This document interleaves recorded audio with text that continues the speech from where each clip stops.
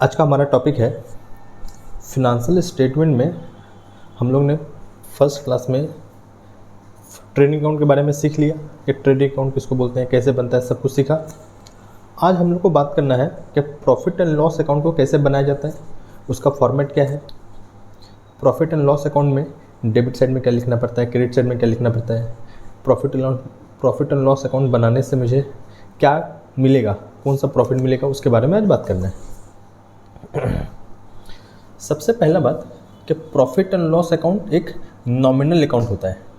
तो आपको इसका मतलब कि प्रॉफिट एंड लॉस अकाउंट में नॉमिनल अकाउंट का सारा आइटम्स लिखना है, जैसे expenses, losses, income and gains. तो कैसे करके लिखा जाता है उसके बारे में बात करना है। तो सबसे पहला आपको एक बात समझ लो कि जो प्रॉफिट एंड लॉस अकाउंट होता है आपका ट्रेडिंग अकाउंट के बाद बनता है। ट्रेडिंग अकाउंट में जो बैलेंस आता है उसी बैलेंस से स्टार्ट करना है। तो ट्रेडिंग अकाउंट में बैलेंस क्या आता है सर? ग्रॉस प्रॉफिट या तो ग्रॉस लॉस।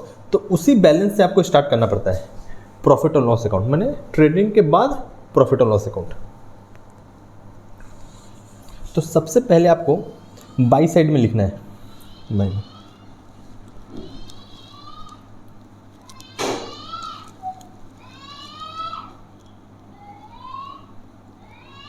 ग्रॉस प्रॉफिट क्या लिखना है।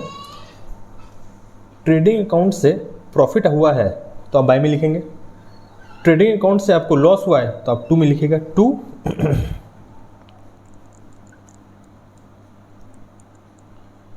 Gross loss.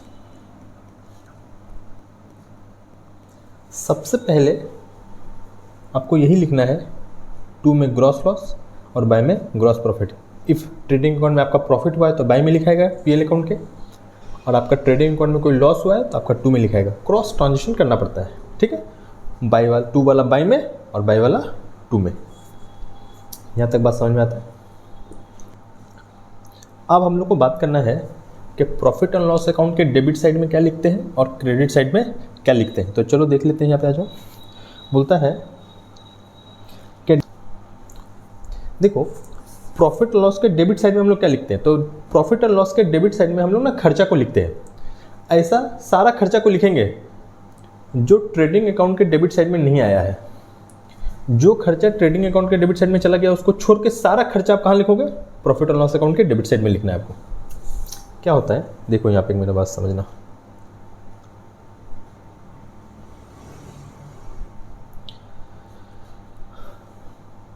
इस फिनेंशियल अकाउंट हम लोग जो चैप्टर पर है ना, फिनेंशियल स्टेटमेंट, इस फिनेंशियल स्टेटमेंट में ना एक्सपेंसेस को दो पार्ट में बांटा गया है आपका। एक होता है डायरेक्ट एक्सपेंसेस और एक होता है इनडायरेक्ट एक्सपेंसेस। एक होता है डायरेक्ट एक्सपेंसेस और एक होता है इनडायरेक्ट एक्सपेंसेस।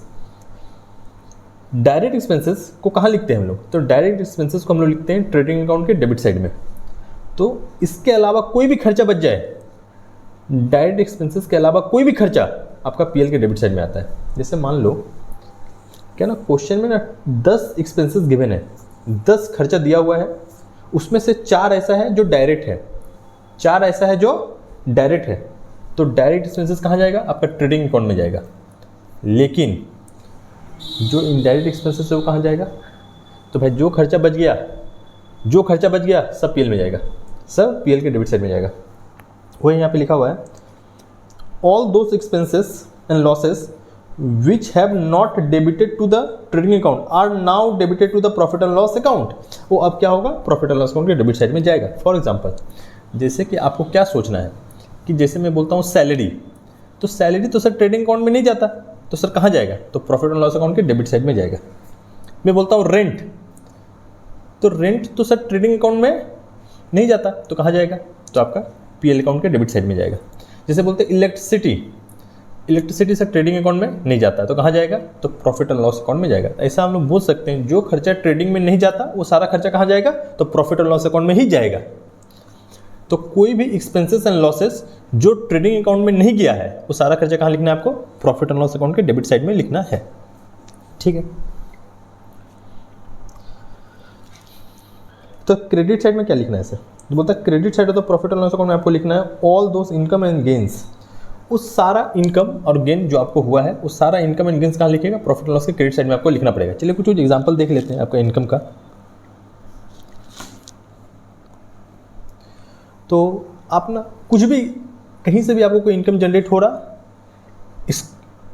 एक्सक्लूडिंग सेल्स को छोड़ के कोई भी इनकम आपको कहीं से भी होता है, सब आपको पीएल अकाउंट के क्रेडिट साइड में ही लिखना है। जैसे कुछ कुछ एग्जांपल के लिए बोल रहा हूँ, जैसे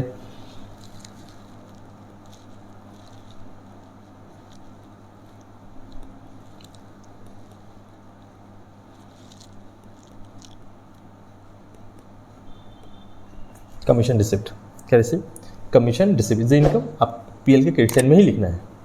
आपको लिखना है जैसे रेंट रिसीव हो गया आपका,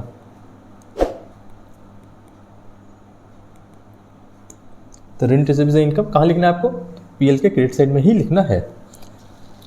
और भी इनकम होता है, जैसे हो गया आपका sir interest receive,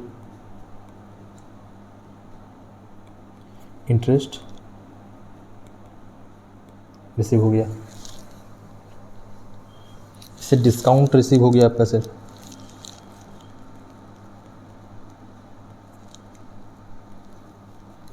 discount receive हो गया। और भी कोई इनकम, और भी कोई भी इनकम आप जानते हो ना, सब लिखो क्रेडिट साइड में। जैसे और कुछ कुछ एग्जांपल होता है जैसे कि डिविडेंड,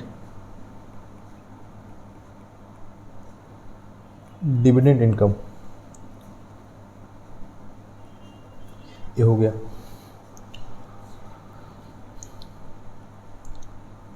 डिविडेंड इनकम क्या होता है, जब एक पर्सन कोई कंपनी में जब शेयर्स खरीदता है ना, तो उस कंपनी से जो उसको पैसा दिया जाता है उसको बोलते हैं डिविडेंड। कंपनी जब प्रॉफिट कमा के उसको, उस प्रॉफिट में से हमको जो हिस्सा पे करेगा, उस हिस्सा को जो प्रॉफिट में से जो हिस्सा मेरे को मिलता है उसको बोलते हैं डिविडेंड, ठीक है। और भी कोई भी इनकम हो, जैसे कि एक होता है बैड डेट रिकवरी, क्या होता है, बैड डेट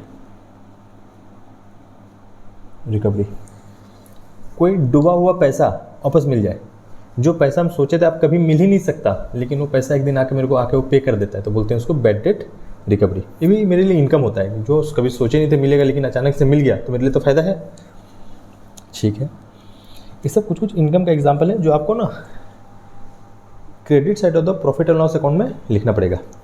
जैसे कमीशन रिसीव हुआ, rent receive, interest receive, discount receive, dividend income and bad debt recovery, ठीक है।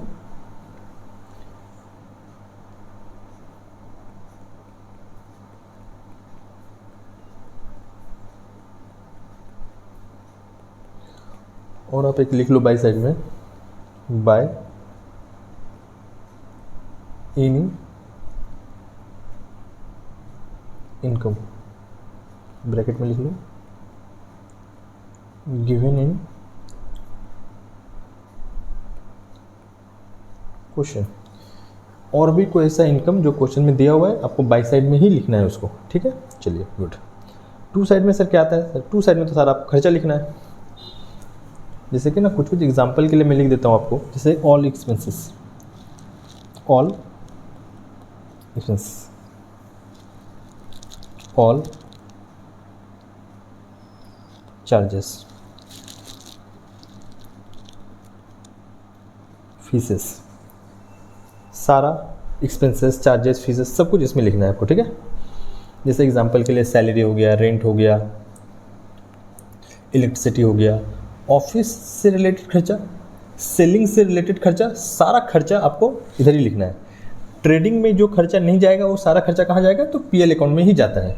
कुछ कुछ खर्चा का एग्जांपल देखना है तो आपको मैं फटाफट एक बार बता देता हूँ, कुछ कुछ इंपॉर्टेंट कुछ कुछ मैं यहाँ पे लिख दे रहा हूँ आपके लिए, जिससे आपको पता चले बस।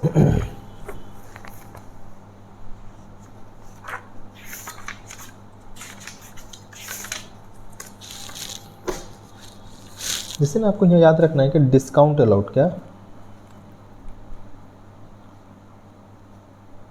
डिस्काउंट अलाउड, डिस्काउंट अलाउड इधर आता है सर आपका सर बैड डेट जो हुआ, आपका बैड डेट यहाँ पे लिखना पड़ता है। और भी कोई खर्चा जैसे हो गया, जैसे कि कोई कमीशन पे है,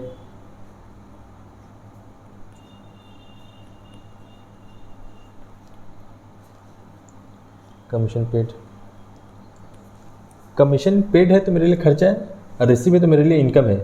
तो रिसीव है तो मेरे लिए इनकम है, तो इनकम कहाँ जाएगा सर आपका क्रेडिट साइड में। और जब कमीशन पेड है तो मेरे लिए खर्चा है, खर्चा कहाँ जाएगा आपका डेबिट साइड में। ठीक है।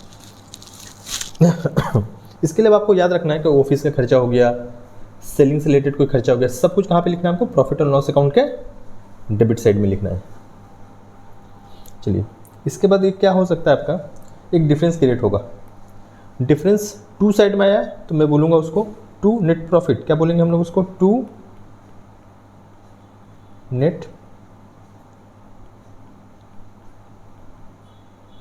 प्रॉफिट। डिफरेंस आपका टू साइड में आता है तो नेट प्रॉफिट, और बाई साइड में आएगा तो आपका net loss. Difference to side में आया तो नेट प्रॉफिट, बाई साइड में आया तो नेट लॉस आएगा आपका। ये हो गया प्रॉपर फॉर्मेट आपका। ऐसे में खर्चा सिर्फ इतना ही नहीं होता डेबिट साइड में, खर्चा तो बड़ा सारा होता है, लेकिन आपको सिर्फ इतना ध्यान में रखना है कि जो खर्चा ट्रेडिंग अकाउंट में नहीं जाता वो सारा खर्चा पीएल में जाएगा। ट्रेडिंग अकाउंट में आप कोई खर्चा नहीं लिखे हो तो आपको वो नहीं लिखे हो तो वो खर्चा आपको पीएल में लिखना ही पड़ेगा, लेकिन ट्रेडिंग में वो आना भी नहीं चाहिए। ठीक है, ऐसा जो खर्चा ट्रेडिंग में जाता है आप ट्रेडिंग में लिखिए, कोई दिक्कत नहीं। कुछ खर्चा बच गया तो सारा खर्चा पीएल में ही जाएगा उसके अलावा। क्लियर है? गुड।